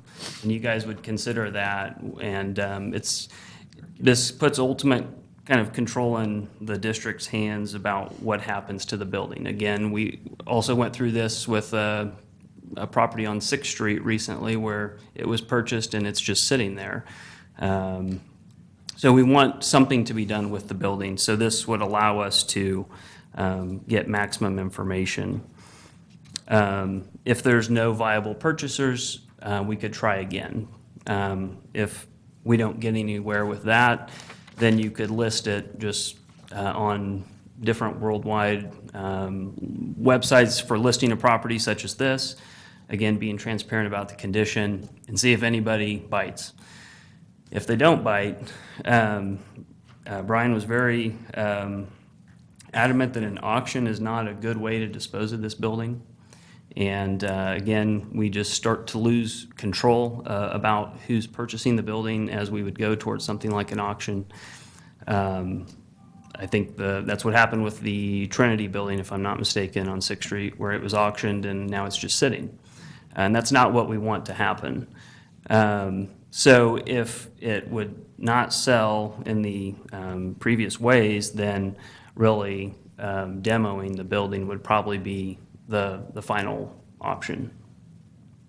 The rough guess was $400,000 to $500,000, I think, to do that. And there's guys here probably know that better than me, but that was some of the numbers that were thrown around at that time. Is there any kickback from the Kansas Historical Society? Because this is an old building and there are, I mean, we've been through this talking in city meetings about old buildings. It's not protected in any way. It's not protected by the Kansas Historical Society. However, there has been interest from the Ford County Historical Society. Well, if it's over, yeah. No. Would there be pushback? I'm sure there would be. I guess you would just take that at that time and decide what to do from there. If we were to auction the building before it, or not auction, but if we were to tear it down, could you sort of take out architectural things that someone might want to purchase separately? Yeah, And have kind of a sale for that? Because yeah, that was talked about. Again, Brian and Bill knew more about that than I did, but I'm sure somebody from all these construction firms here would know more. But I think what I was hearing was we want to shift that responsibility to the company doing the demo and away from the district. Okay. But that you would want to repurpose what you could repurpose. With the demo, I mean, that figure for demo and hauling stuff away sounds awfully low, especially when you have any asbestos abatement. I think that's mostly been taken care of, haven't it? I can get the report. There's not much. Okay, good. But in an area like this with no room, wow, that'll be a tough tear down. A lot of TNT. Pardon? A lot of TNT. Yeah. Yeah. I think the concern And is it all what falls you could in. do with the property afterwards as well, given the shape of it. It doesn't lend itself to building a building Right. of any kind. So, all that being said, I think we would accept direction about what, if the board is ready to proceed with a process, is really, I guess, what I'm asking. And if so, we can start the process and then see where it goes. I personally like what's drawn out on the letter, that our first is to try to sell it and then go from there. I do too. I think the more avenues we try, the public, whether we try everything we can to. Right. Okay, so we can come back to the board with an RFP and try and get the process moving. Okay. That sounds good. Yeah. It's a decision we're going to have to make in due time, and it's something that more than welcome to have that conversation and to spread the word. But at some point, we're going to have to make a decision because we have a responsibility to the whole community, and we'll have this sitting here. So that is something that I'm glad that we brought forward. Would it help if we put out a little something to the public, a little information that this is what we're starting, so that the whole city understood? Because it's one of those buildings that everybody knows about, everybody has a story about it. Mhm. Maybe if they all knew this is what we're going to do, and it wasn't just hearsay, it was, they might. I gave a tour just because of that to a former student, and he wanted to see the gymnasium, and I swear to you, we got locked in, and he thinks it's because of the ghost that he knew about when he was going to school here, so. That's a true story. They can tear it down. Thank goodness for cell phones. And I was lucky enough to have my cell phone call my secretary, and you could hear her laughing all the way down the stairs. She thought that was funny. But I just think that might help if we were telling them what we're doing. I agree. I think there is a marketing aspect to it, respecting the public, given the age and importance of the building. I see affirmation coming from our public information officer. I'm sure we'll take that and do something with it, so. Absolutely. Great. Okay. Thank you, Clayton. Next item is a memorandum of understanding for the transfer of the Kansas Heritage Center funds basically in their totality. They do have some dollars that came from products that were made and sold through the Kansas Heritage Center, and they no longer will be doing at the library, but by the agreement, that was their property. So that will be going with them, along with the payments for the salaries. Originally, it was drawn up to pay over 3 years. Recommendation has been made to, if funds are available at the end of the year, to make a one-time payment and to free us of that ongoing liability. Dr. Dirksen, do we have things still left in this building? Okay, that's a great question. I happened to run into someone that came over here to get some of those things today from the building. And I asked him to give me a percentage that I could share with the board, and he said they are 95% complete, and that the remaining 5% are large items which probably are not going to find their way over across the street, and may end up being part of the disposal process when we give those tours and look at it. They may become permanent fixtures here. So that yet to be decided on that. But they have made leaps and bounds on accomplishing that, so. What, by paying it all up front, are we going to lose like interest on the money, or what's in the benefit? Just writing one check instead of three, or stringing it out? Well, the benefit is we don't have to make that payment for the next 3 years. I mean, we just get it over with and that basically send them on their way. But we, otherwise we'd have the money getting interest on it, right? Well, the only money we'd be making interest on per se is the 78,000 that we have in the account, but we owe that to them anyway, and they've moved over, and I think that payment goes anyway. The other one would just come from, we're actually just lowering our capital outlay reserve to make that payment, I do believe. I don't know how to answer that any other way other than tell you this was Bill's recommendation. He thought it made the most sense to wrap it up and to There was an impact on future financial statements. give that there, so. Yeah. The liabilities that would be shown on future financial statements. He was trying to avoid that. He was trying to avoid that. Oh, yeah, because it's a liability that the auditors would show that we had that ongoing, so. Okay. Makes sense. Yep, that makes sense. I'll make a motion to approve. Second. Motion by Tracy, second by Ryan, all in favor? 7-0. And I want to reiterate, and that was part of my conversation with Molly today, that will not be determined until the end of June or the first week of July, if we can make that whole payment or not, as she closes out the books and does all that. So we will make the payment, but it might not be all, but she thinks we can at this time. I'm talking to her. Very good. Okay. Next item that I have is the update on capital outlay. And I believe there was a paper in your folder. And this does depict projects, and it's divided into different segments. The board-approved projects that are over 20,000.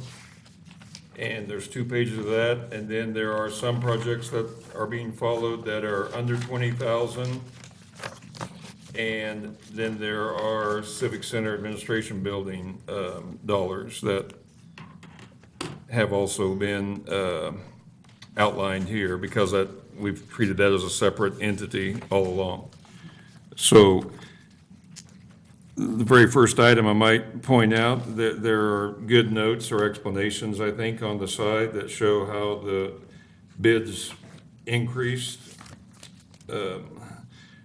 or changed. Yeah, on several of them there are different ones, and there's explanations for what that change is all about. And this is a highlight of the different projects that we have, which I think helps explain.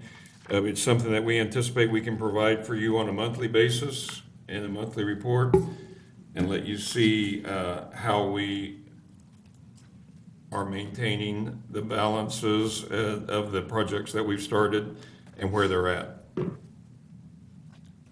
And I would like to thank I met with Bill and Molly, and they did a lot of work to get this in a format that is easier to understand and see. I'm kind of a visual person, so it's nice to see all that, and I thank them. Chris worked down on it. I really thank them for their work. And they continue to say if we have any suggestions or would like to see other information on this, we can contact Molly or Chris, and they'll get that on there. Yes, this is much clearer. Thank you. Appreciate being able to look at this. I do want to point out there's one major capital outlay project that I've been talking about really this entire year, and that is on our radios. And we have not completed that at this point. Matt's been working hard. The county's been working hard. I see Elliot almost, wishing that it was there right now. And maybe you know something, Elliot, to help us out on that. But we received word of Jason, who we were working with on the broadband. He has a new job as well, yeah. And so that interrupted our bid process for the one item that remained, which is actually the item that is going to help us with the two schools that we're having trouble getting the radios to reach at, which is the high school and Comanche. And we want to purchase that. Do you know any update on that, Matt? On No, I received Elliot and I talked last week and got a new guy with Motorola that's working with us. So hopefully they'll find the engineering system they're looking for to this backup. Elliot, my understanding is we have the bid on the radios. That's not even a question. But we need that device. What's it called? Bidirectional amplifiers is what's going to help us with the buildings that had the weak spots when we did an assessment of the entire district. And Did some engineering on it. The engineering in Jason's move, I'm not sure the company, but it's or something that has another employee that left their company. So it's kind of been dropped somewhere in between, so we're picking it back up. so who's going to pick up the ball and throw it into the pitcher? How are we going to get this done? So does it make sense to move, just separate a little bit? The bidirectional amplifiers will supplant the issue right now for law enforcement, be able to reach anywhere in the building while we continue to work on the radio side of it. We visited about, in fact, our press needs right now is the convention, DC, and that's up to bidirectional amplifiers. Right. And get the radios that have gone out at DCHS. That's the main concern right now. You know, that before we get to all the other radios. Will our current radios work if they're with the new amplifier, the bidirectional, or will those have to be a different radio? I understand the radios we currently have are going to be, will be different from the ones that are purchased. There'll be different radios, Could he go to the podium? Elliot, could you go to the microphone and talk? I hate to put you on the spot, but we need some of these answers, and this is something we've been talking about a long time. And it actually is in our long-range plan to get this accomplished in the short term. Dr. Dirksen, can we get this emailed Mhm. to us, please? Yes. Okay, because I'll never keep track of the hard copy. Okay. I'll ask Karen to help me make sure that gets done. So, yeah, we'll have that emailed. Thank you. Molly can do that. I'm sorry, Elliot. Thank you. And I apologize, I can't speak a great deal tonight because I'm obviously unprepared. No, that's all when right. there's You know some more answers than we discussion, know, Elliot. So, my understanding is the radios themselves are a state bid that's already a known entity, and so it's just a matter of ordering them, isn't it? That would be correct. Motorola bids off of the lowest state contract pricing. And I really don't understand why we've been hanging around waiting on the bidirectional amplifiers to be purchased. But in the whole process, we were having trouble finding state bids on the bidirectional amplifiers, I think is part of what I remember. My understanding, and Matt and I had a phone call with, it actually escalated within the Motorola structure. So the regional or the state level and the regional directors are involved now to make sure that we get some timely answers with Jason's departure. So he was working on those answers, and his counterparts that are over him at Motorola are now working on those answers to get them to us as quickly as possible. So do we think that that's going to solve the problem? Yes. Yes, we do.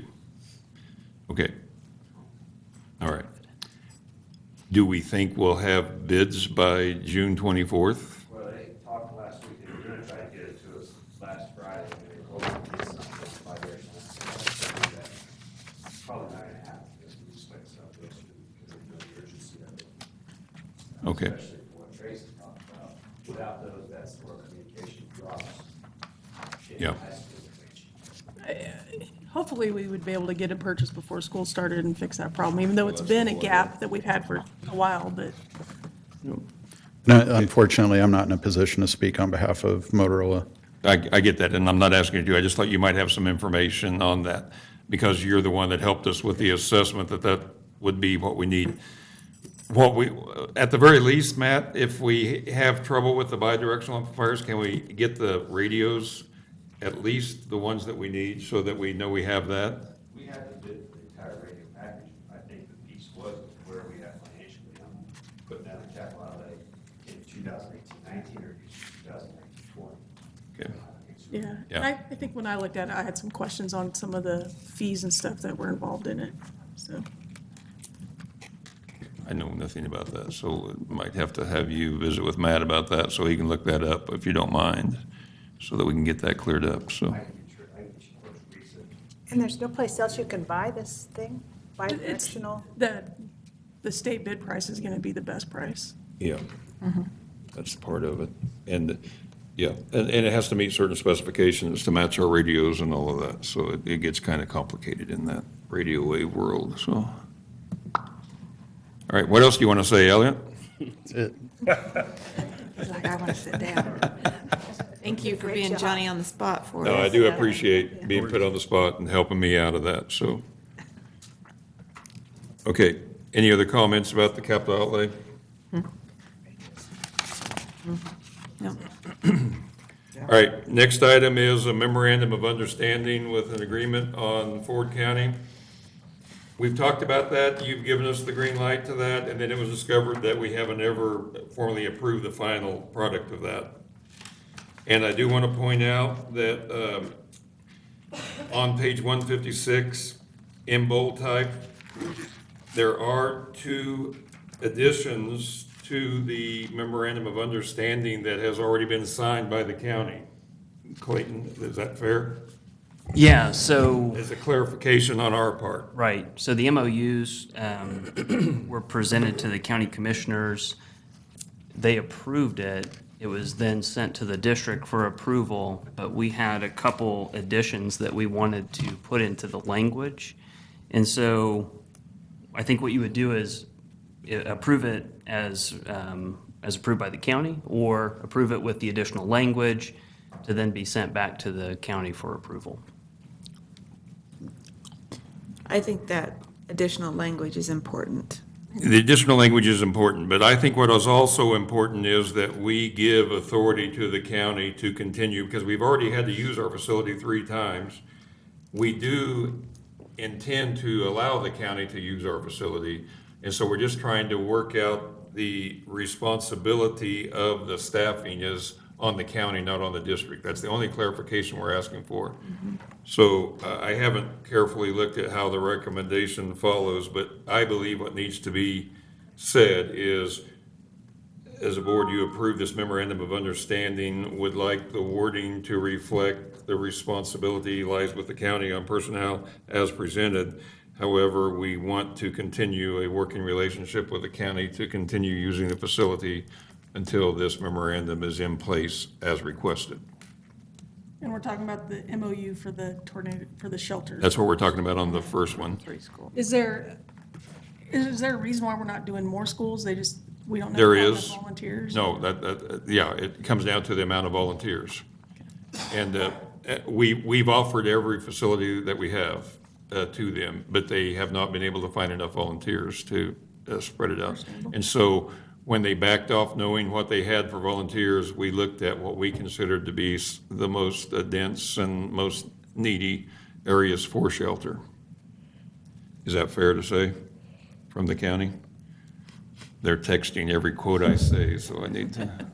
Oh, yeah, JD's there. Yeah, JD, you're behind me. I don't see you. Anything to add to that? Nothing to add, that's correct. Oh, what great. We have the county manager right here, so verbatim. Plus, I think you have a pretty good contact with the legal counsel with the county, so Right. I think it's probably working out very well. So, Plus, JD, at each of the facilities, doesn't there have to be trained people? And so that was another thing, is getting people through the training and having enough of that, plus the volunteers. so good understanding of all that, Yes. JD, so, Yeah, we won't have a problem proving those. okay. Okay, I'll make. My only concern, and this is probably not a viable concern, is we provide it, we advertise it, and I just want to make sure there's enough volunteer backup, that there's a fail-safe, that we tell people to go to the shelter in the middle of a storm, and there's gonna be somebody there I don't know what liability is if it's advertised, we provide it, and that volunteer doesn't show up. That's or why we have the alternate- memorandum of understanding, and that's why we have that in place. That's exactly the liability, I believe. So it'd be, I assume it's up to the county, the Red Cross. I think there's multiple parties that are involved in this. And Yep. I think we're just saying that we're not responsible for telling teachers they have to stay and be volunteers because you want trained volunteers. Now, if teachers want to volunteer, then that's fine. So on a Saturday at 4 o'clock when the tornado sirens go off and nobody's at the building, and everybody in Dodge City knows, go to the school, go to Miller, and nobody's there to open, or, So I think that would be a question for the county about how they staff or how they place volunteers in the buildings, not really. I think naturally, public perception is we're part of that, just perception-wise, I just want to make sure. That's why we have this memorandum, and what we don't want is we don't want to tax the head custodian with thinking that that burden always rests upon him. Right. Or her, and that, the staffing from, like, using Miller, for example, our principal comes from Montezuma, so I wouldn't want him to think he has to drive all the way over here during a storm to open the building. I mean, that just isn't feasible. So, yeah, that's why we're putting this in place. What I was most interested in is making sure that as we work through this little difference of wording or whatever, we still utilize the facility because it is available and it has been used. Yeah, I mean, if we provide whatever facility we build those structures in, but I just want to make sure that Yes. we're covered. If we're offering it, perception's going to be that we're making sure it's open when people show up at the door. Perfect night for that. We have our insurance representative and our legal counsel and the county manager. We have everybody here. But let me add to some of your question is, yeah, emergency management is working with the VOAD, the local VOAD, so the volunteers have for that. And at that meeting is all the entities of the different agency, different partners that are doing that. And so working on getting a system to be able to notify and that kind of thing. And so that's what the emergency management is working with the VOAD so that the volunteers will be in place. So it's a work in progress. We hope we don't have something like tomorrow, but that is something that they're working on and expanding. Okay. And then in the same motion, they're asking for you to approve the memorandum of understanding between the county and the board with the Civic Center. And I believe there's some history behind that to make sure that it is more or less, I believe the memorandum is for an understanding that in a disaster, authority goes to the county for how the Civic Center is going to be purposed. We had different entities make specific requests that they be the proprietor of that facility in light of a disaster, and that's not how it works. The county is in charge of an emergency management, and depending on the nature of the disaster, it could be used for various reasons, and that's up to the county. So when the administration building is completed, would that part of it be included, or would it just be? Not to my knowledge currently. This is just the Civic Center itself. Good question. Okay. Anything I missed on that, Clayton? No. Okay. I'd make a motion, we accept the memorandum of understanding with Ford County Office of Emergency Management for using our buildings as tornado shelters. A second. With those additions? Yes, with the addendums, yeah. Okay, we have a motion by Jeff and a second by Tammy. All in favor? 7-0. Okay. Do you have the copies to sign on those memorandums of understanding? And actually, we can get it to Clayton tonight to get to the Ford County. So I do have it. We'll do that. Okay, I want to make sure we get that. Actually, Bill's name is on there, and technically, he's on vacation, and so I am going to request, I'll get a hold of him and have him come to your office to sign those. Okay. Because he's still the clerk until his retirement date, so we'll do that. And I noticed his name was on there along with yours, so. Okay. Next item we have is HVAC for Dodge City High School. I think we've had information concerning these units and ready for a bid on the rooftop unit to come out of this year's capital outlay fund, $189,616.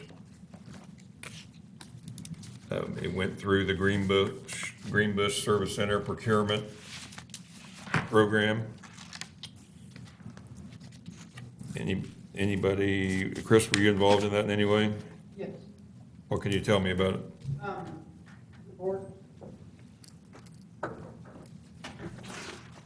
We previously come to the board for approval for the Greenbush purchasing, and this is just the final page, just numbers.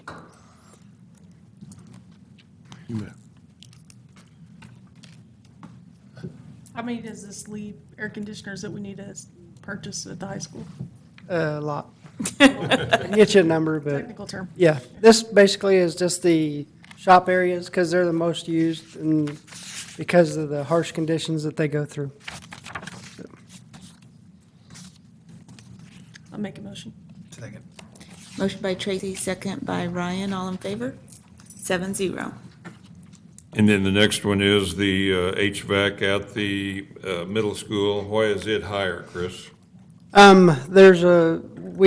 had a budget to begin with, and then when we got the engineering done, we come to the conclusion that they didn't make the exact units as they are in there right now. So we had to go do some structural engineering to support the bigger units because they're longer, a little bit heavier. And with normally you just put a roof curb adapter on there. But if we do that in the front of the building, we're going to have air conditioning sticking way out of the sky.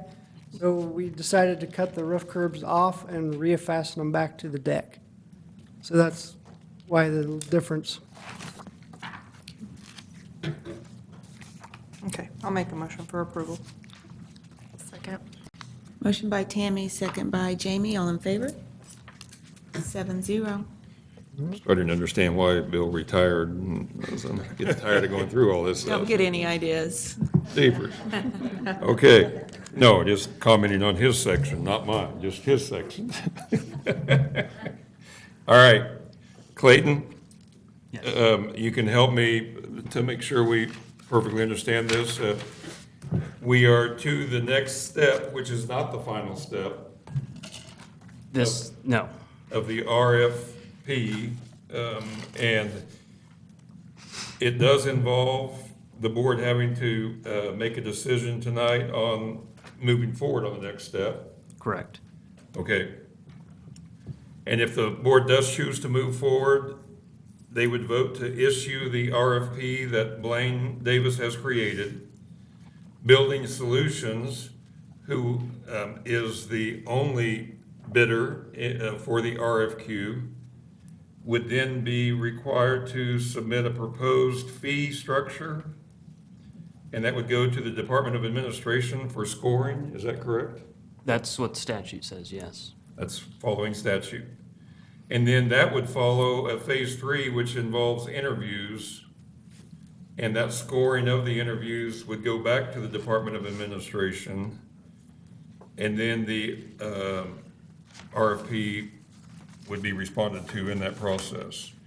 Then at that point, the board will then once again determine to proceed forward with a project as described, or you would have the alternative to abandon ship or try again later, or however you want to do it. So you have some control in this situation. However, we want to try to move forward in good faith effort. I think there's a good plan in progress, and I know everybody wants to move forward. I am so grateful that things worked out well last weekend, and now we can move forward and look at what we need to do to make Memorial Stadium for Dodge City serve the best purpose it can for years to come. And I do believe this is a positive step forward and one that we can work with well, and I want you to help me on whatever I haven't covered. Sure. The RFQ that was sent out and that was responded to by Building Solutions asked for 5 items, and those are 5 items that are outlined in statute. So when evaluating the response from Building Solutions, you have to view it through that lens. And so tonight, you look at, did they provide relevant experience, recommendations from past projects, construction manager at risk experience, bonding capacity, and then something about their construction manager at risk approach. So in the response that they provided to the board, you need to evaluate it based on those 5 factors. And what you are looking at is what the statute calls whether they are minimally qualified to do the project. And so at this point, I see 3 options for the board, just so you, I think, know where you can go from here. You can accept the response to the RFQ and find Building Solutions to be minimally qualified based on those 5 factors, and then vote to issue the RFP that Blaine put together to move forward to phase 2 of the project. The second option would be to accept the response from Building Solutions, to find them minimally qualified, but then I think if you have a concern of only one firm bidding or showing interest in the project, I think you can choose not to issue the RFP and pursue the project in the future. The third option would be to, based on the response, to find Building Solutions not minimally qualified and then issue another RFQ in the future. So just so you know, the 3 options that you have, I think that's what you can do tonight.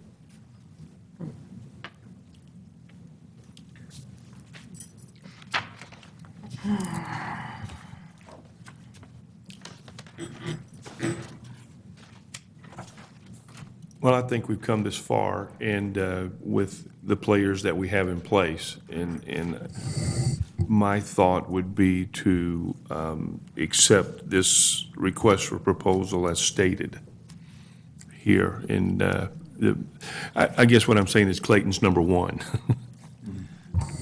Right, so there's an RFP so if you find them minimally qualified and you want to proceed to phase 2 of the process, not the project, we don't want to confuse phases of the project with phases of the process. And that's what we're talking about now, is phases of the process. So then you issue the RFP, and that is in your packet, and we already have a response date of Friday, June 28th for the information to be provided to the district by Building Solutions. Is that a Motion, Jeff? motion? Yes, I'll make that in the form of a motion. Second.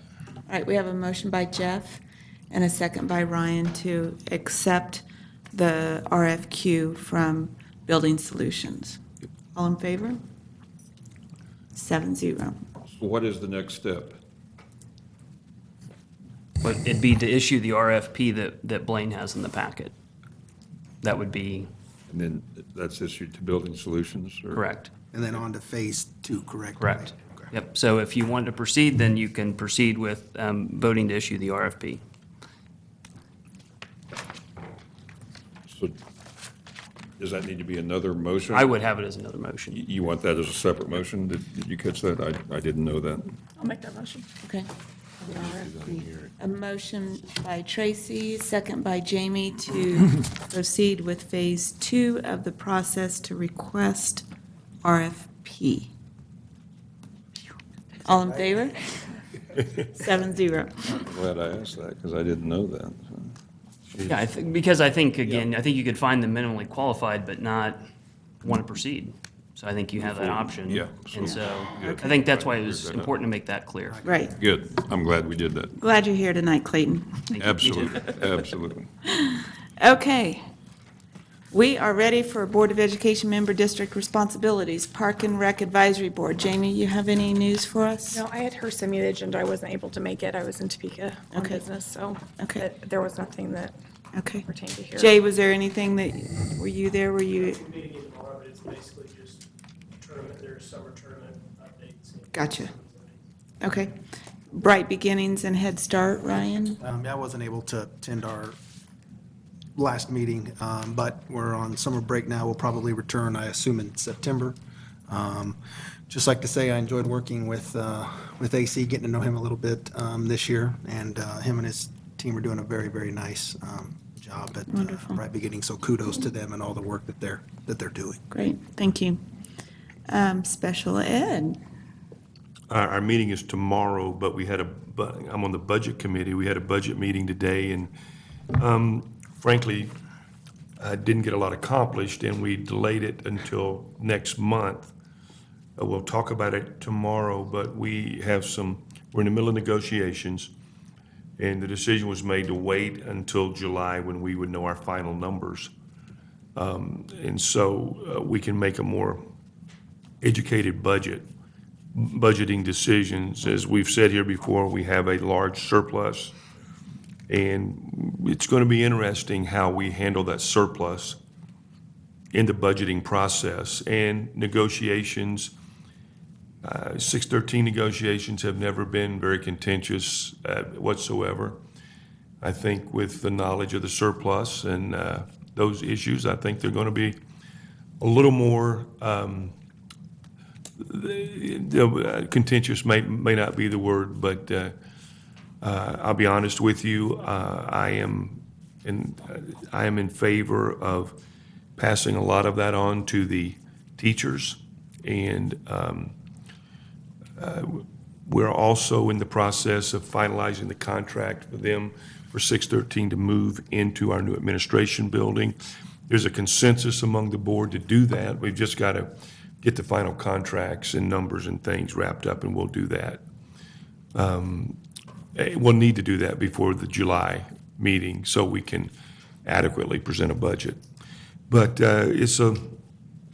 it's not business as usual at the co-op right now, and so we're having to make a lot of decisions, and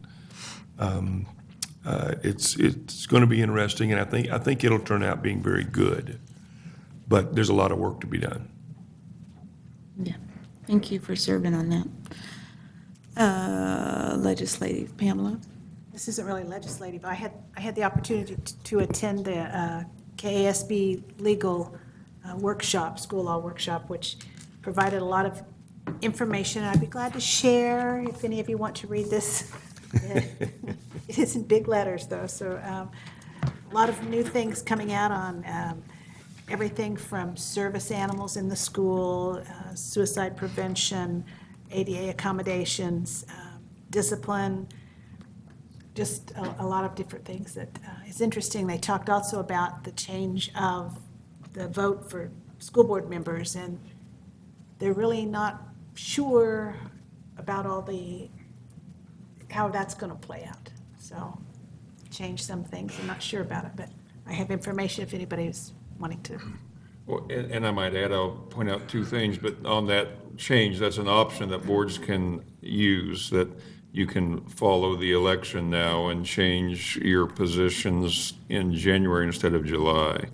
However, I do think that the judgment is still out on that, and it needs to be seen how that would affect, because the school budget and the school year is still going to follow an academic year, not a calendar year. And so in our particular situation, I think I would recommend we wait and see. The other thing I want to add is much anticipation across the state on the Supreme Court ruling, which is anticipated daily. Typically is presented on a Friday. However, because of the importance of this, people have not been unexpecting it to happen during the week as well, instead of waiting until Friday. So I expect that to happen anytime. It needs to happen because they haven't released the budget workshop packets. They haven't released the dates for the hearings for those until that ruling is made, so they know which way to go and how to respond. So it's already starting to make an impact and hold us up a little bit. So. Dr. I might add. Yes. On Thursday the 20th, we're actually hosting KASB. Put your microphone up there, bud, and let everybody hear that. On Thursday the 20th, we're hosting KASB to do legal training for administrators from 8 to noon and clerical and secretary staff from 1 to 4. So a lot of the same information you received will be here on the 20th. So if you'd like to attend.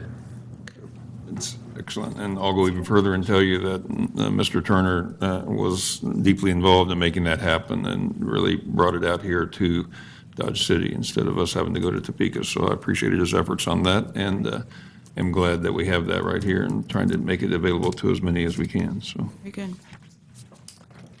Tracy and Tammy, do we have anything on capital outlay? No. No, I just want to, it's been a little frustrating with the capital outlay committee this year since we haven't met. So hopefully, next school year, we make that happen. Yeah. Would agree. Yeah. Okay. Calendar committee, we haven't. No, we've not had anything. And the Kansas Heritage Work Group is, I don't know that we're going to meet again because it's kind of a done deal. We've got Tracy to look at bills before next meeting for July, not next meeting, July's meeting. Okay, we're ready for announcements. Monday, June 17th, that's a week from today, special Board of Education meeting at the Learning Center at 5:30. This is a joint meeting with all the governing bodies of the city, the county, the college, and us. I'd like to kind of get a poll of how many will be able, we need to make sure we're going to have a quorum. I'll be there. Okay, 1, 2, 3, 4. Okay, we should have I'll be there. 6. So we should. Okay. And I want to point out, I believe Karen is the acting clerk in the absence of the clerk, and she intends to be at that meeting. And Sharice estimated to me that she'd be surprised if it lasted 15 minutes. So I believe they're going to move their meeting back to the city offices afterwards. But we do have the Learning Center reserved for that joint meeting. Very good. Okay, then Monday, June 24th, our Board of Education meeting here at the Austin Boardroom at 6 o'clock. Wednesday, June 26th, is the Dodge City Ford County Development Corp. Business Resource Fair Luncheon at Hoover from 11 to 1:30. If you plan to attend, you need to either let Karen Blankman or Deb Longton know by June 21st. And then we have Monday, July 8th, Board of Education Annual Organizational Meeting here in the Austin Boardroom at 6 o'clock. If you don't show for that one, you might be signed up for something you don't want to do, so. Just saying. Do we have items for future board meetings or additional comments? Anybody? Nope. Okay, we need an executive session for discussion of personnel matters of non-elected personnel. How many? Okay. I believe we need to have a meeting of 20 minutes, and we're going to start with Clayton, Mr. Turner, Dr. Nance, and myself. And then we'll have them depart as we kind of stratify this into the different areas, all related to non-elected personnel. Okay.